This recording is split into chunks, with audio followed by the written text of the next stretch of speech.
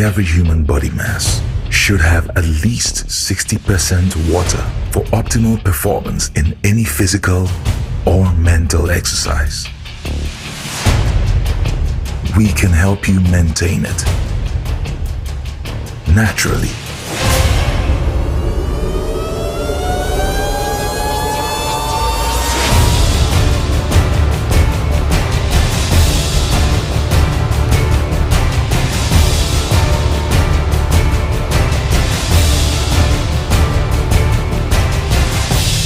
X Natural Mineral Water.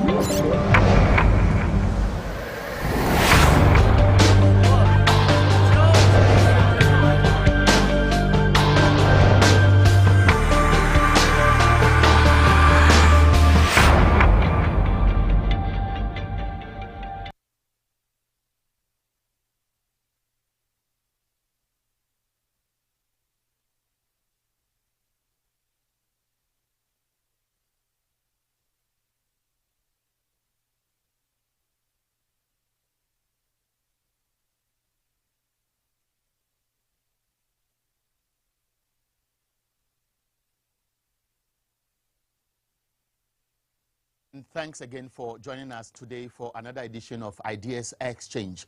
We bring this to you on Wednesdays from 8 to 9 p.m.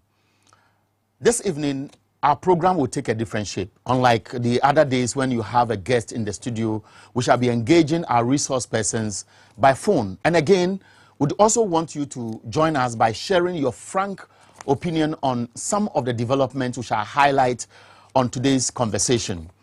One thing you would bear with me is that in our part of the world, anything people discuss, once it is associated with governance, people say you are doing politics. And so a section of the public seem to be shying away from public discourse or speaking out openly to either appreciate or condemn what is going on. Tonight, we will focus on something that has triggered a lot of conversation. It is the e-levy. And it is taking different shapes by the day. Just yesterday, we heard some startling revelations by a member of parliament, and that has really triggered another round of conversation, and especially the fact that the hung parliament we knew some time ago, and many had high expectations, was going to solve our problem about a one-sided rubber stamp parliament, which will not look at the interest of the public, seemed to be a divided parliament, with so much acrimony to the extent that we don't know how far this will stretch, and even if it will lead to something we don't want to see in this country. And so before I introduce the two guests that will be joining us on the show today by phone, and of course your conversation will also join when we open the phone lines, I have put together an editorial by Tvxyz, something I have just tagged as e-levy. Has it exposed our hung parliament? Just sit down, reflect on this short package. After that, we start the conversation. What is happening in this parliament is completely unacceptable. And I'm not sure you have appreciation of the temperature of the country. The parliament we are in has never been in Ghana, even Gold Coast. This is a different type of parliament. We must be prepared to change, to accept the decision of the people and work together. You make me sick. On the eve of January 7, 2021, Ghana told a wonderful story. CSOs, governance think tanks, and ordinary Ghanaians had high hopes. In spite of the tango over parliamentary results, whether they were stolen or otherwise, there was consolation that a hung parliament, 137137, may after all change the paradigm shift, and Ghana was for the first time since 1992 going to witness the three key arms of government, the executive, the legislature, and the judiciary, respect each other, build consensus for better governance. But the e-levy, which has become a major issue, is really exposing a lot. What we can ascertain as a fact is that the so-called consensus building has collapsed, dead and buried, as long as the savior, or what some may call the evil levy, is concerned. And any attempt to use the back door may perhaps result in even worse clashes than this.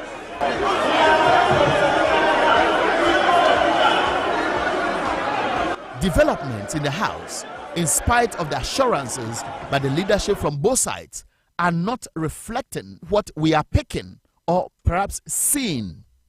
The acrimony is building up. Just days ago, the NDC flagged what they described as persecution targeting their MPs, the Atoforsons, the James Jechikwesons of Asen North, and even the Speaker himself, supposedly to undergo investigations over the purchase of ambulances, and you can name the rest. Interestingly, the MPP is fighting its own almighty Adwoa Safo today, accused of holding the party to ransom. All kinds of invectives have been fired at her, with President Nana Akufo-Addo reportedly calling a crunch meeting yesterday to consider expelling her from the party. If you don't come to Parliament and you're on TikTok dancing, excuse me. What's the exact law surrounding absences? It's not for Apostle Kwadwo Safo. And in all these, the NDC seem to be relaxed over some fruity Jews, observing with some kind of spirited defense, roping in others like Kennedy Japons and Harry Cortes, equally guilty of overstaying outside the house without permission and must be sacked. Just wondering, is NDC hopeful that an independent Adwoa Safo, assuming she's sacked and decides to go as an independent candidate and she wins, will vote no against the e-levy? Or perhaps a recalled Adwoa Safo will think alike with them, taking into consideration the position of the second Deputy Speaker of Parliament today? And let's not forget, there is an issue about a certain strange Adwoa Safo in Parliament, and we don't know the update on the so-called alleged impersonator. And again, how about the Asen North MP, who is likely to be barred from entering the House over the Supreme Court ruling okaying substituted service and subsequent publication in the dailies? And again, what is going to happen, or how is Parliament going to speak to the whopping 120,000 Fidelity Bank matter? Big assignment ahead for a hung Parliament. Indeed, a very long journey. But do you foresee a by-election? And can you imagine how bloody it could be, and for the same interests highlighted? And that is an editorial by Tvxyz. The program is Ideas Exchange. And I told you today the focus is slightly different. Our guests are joining us by phone. The first is somebody we all know very well. He is a senior research officer at the Ghana Center for Democratic Development, Ghana. Kojo's research focus is into politics of development, particularly in the role of coalition politics and the implications for development outcomes. He's Dr. Kojo Pumpuni Asante of CDD Ghana. Kojo, good evening and thanks for your time this evening, again on Tvxyz. Good evening and good evening to your viewers. We are privileged to be speaking to you tonight. Now, I'm sure you had some time to follow the editorial we put together. Your first reaction from some of the highlights we pieced together? Well, I mean, there's a lot going on that I think gives cause for worry. But I think we all have to put this in context. Currently, for the majority of citizens, it is not easy. Fuel prices going up, inflation is going up. Businesses are really up against the wall. the finances of government, there's a lot of uncertainty around it. And then you have to think about all the concerns around the sub-region and how, that can really further exacerbate the pressures on the economy, the pressures of society, and just the uncertainty that, surrounds all of us. So if you put that in context and you look at what is going on with politics and politicians and MPs and so on, it just feels as if people are forgetting exactly what it is that they were elected for. And also, why is it that they went in to stand as public officials who want to serve their constituents and serve the nation? If that is what the objective is. Because some of the stuff that is going on, it's so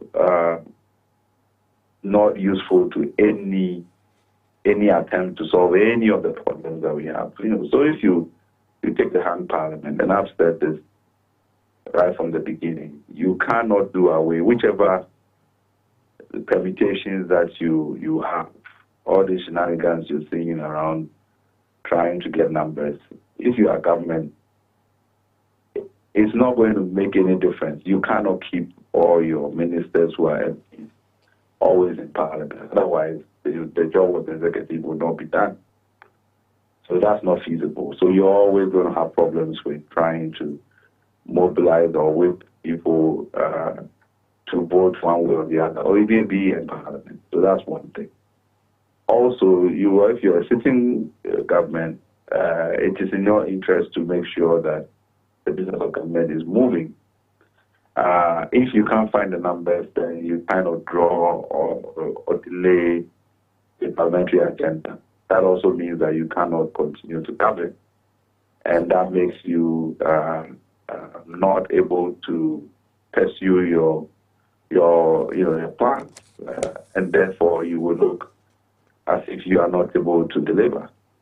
So it cannot be in your interest to go down that route of trying to sustain it, because even if you survive with e-levy, there will be a loan agreement that has to be signed. There will be some other issue to be decided in Parliament that you need the number. If you're in opposition, you take the point of, whether it's on principle or even for political capital, you pursue this process of attrition. At some point, the effects of the non-movement of programs in Parliament will begin to be felt by the people, and then it would actually be counterproductive to your objective, right? Yeah. So the only solution, and it has been the solution right from the beginning, is to have a working relationship that allows everybody to walk away, have a win-win situation. Now, once you're not talking, that becomes very, very difficult. Right, Kojo. So I wanted to cut in and then ask a follow-up question, which is related to your preamble.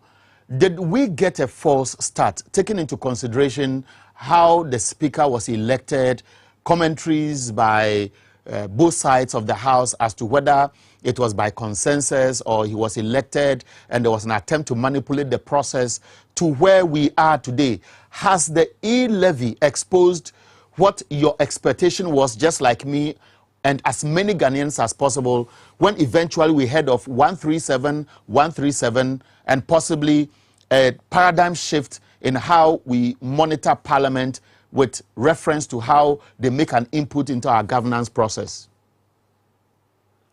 Well, I mean, we all went into an uncharted territory. I don't think we've had this situation before.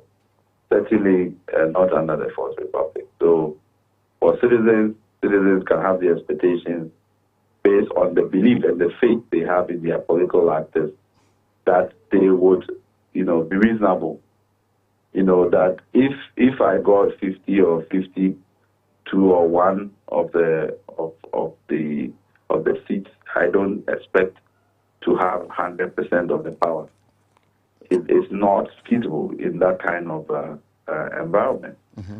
So people have to adjust their expectations. But because the two parties are used to only one way, which is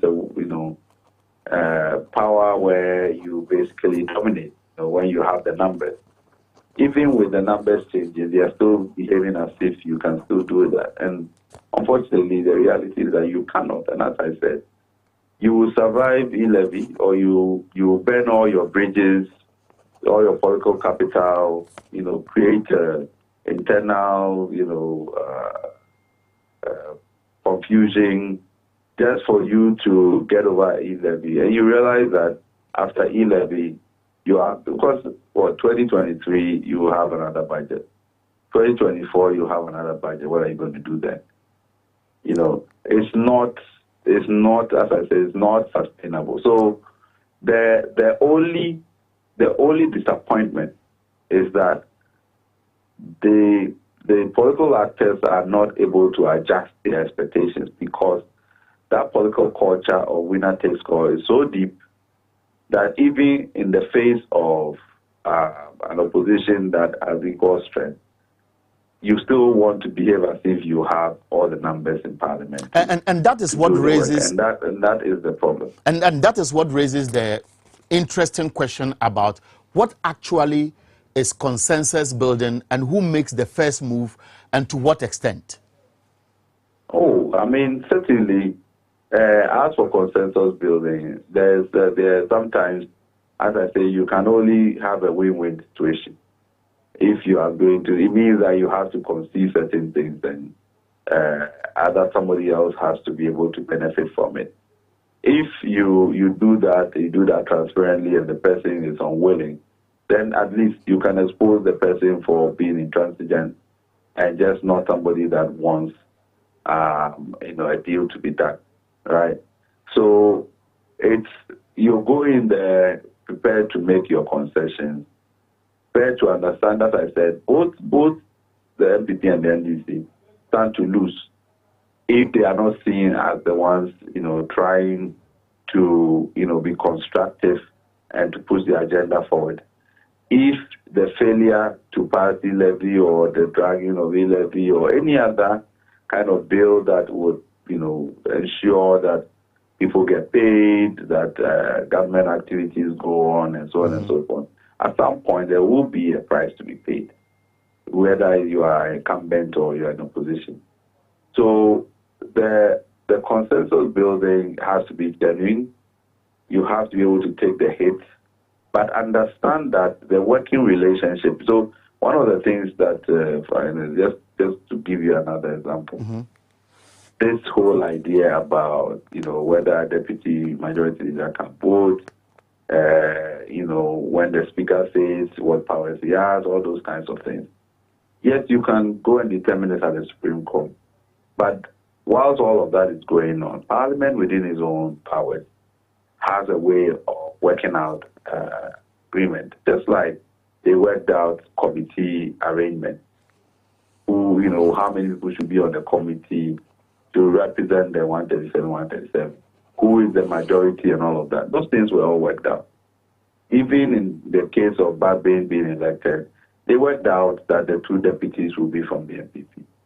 So there are political deals that can be made, all in the expectation and understanding that we are matched equally, and therefore we are going to share certain things. The standing orders, what actually for me was unfortunate was that, there was a real attempt at the beginning to approve the revised standing orders, which even gave a lot of concessions to oppositions in government, oppositions in Parliament, including, making some committees to be led by an opposition chair. Those kinds of concessions would have all sort of helped to sort of mitigate some of these angst that you're seeing among parties. And it's deteriorating. I mean, today, if you heard the speaker, and the way in which, yes, of course. I'll be playing back the commentary by the speaker for the for the benefit of those who are watching this program, and then ask for your comment. But let's speak frank here. We know what happened on the first attempt by Parliament to consider the e-levy, to the extent that the majority walked out. Now, when you reflect on the revelation or the allegation by the Asin Central MP, to the extent that some amount of money, 120,000 cedis, had to be expended to bring a member of Parliament who is now being accused of holding the party to ransom. What does it say about what really is happening to Parliament as a body and governance as a structure? Because CDD has been speaking to this and even raised issues about power sharing to water down the tension we are witnessing now. Yeah, that's the point I'm making, that if you are going to completely burn all your political capital, go to such a length, to fly people by private jet and all of that to come and vote, how many times can you do that for every decision that, Parliament has to make? It's just not going to be feasible that first of all, you get the numbers, because you are the executive. You will also have a situation where the majority of ministers might come from Parliament. And so at all times, half of your parliamentarians are from Parliament. And they have to also do their job. They have to travel outside of the country to go and perform different, responsibilities. You cannot, ground them all throughout. Otherwise, they can also deliver on your programs and policies and projects, right? So it's not politically, it's not smart, it's not sustainable. So the e-levy, yes, the e-levy is critical for government. Government sees this as an important response to its fiscal challenges that we're having generally, across the country, and that whatever gap is supposed to fill, and therefore it needs all these. But the point is, even if you win that battle, there's obviously not a lot of popular support for it.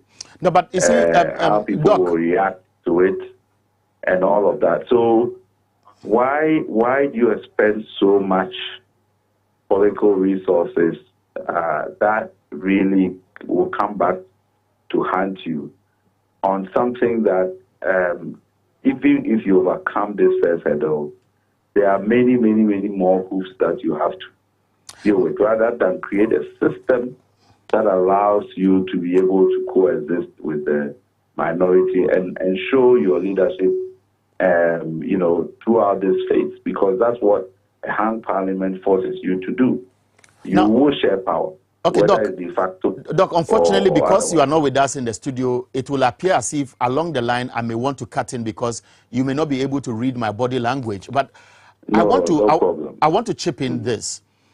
Is government actually provoking the system, and for which reason we may not see an end to this? This conversation around the e-levy is built around the opposition or critics saying government cut down expenditure. Just last week, the president has made at least 3 or 4 appointments, 2 deputies to the National Petroleum Authority, one who was a former Equiapim South MCE, who has been appointed as a presidential staffer, who is going to be in charge of a local government and decentralization or so. And again, at a time when Ghanaians were demonstrating against a levy, the president is seen traveling outside the country in a private jet, for example. How can this actually turn the tables round to get the other side to understand that here we are in a critical state, a broke economy, and for which reason there must be compromises in the interest of the state to cushion government, to get revenue, to govern the country? So when these things happen, do you see an end in sight? Yeah, I mean, there will be some end, whatever that end is, as I said. That does not end the story, because whatever the framework that the political actors in Parliament want to work with, if they pursue this, going for broke, winner takes all kind of business, even if you survive, one battle, the war continues, and it will continue all the way through to 2024. So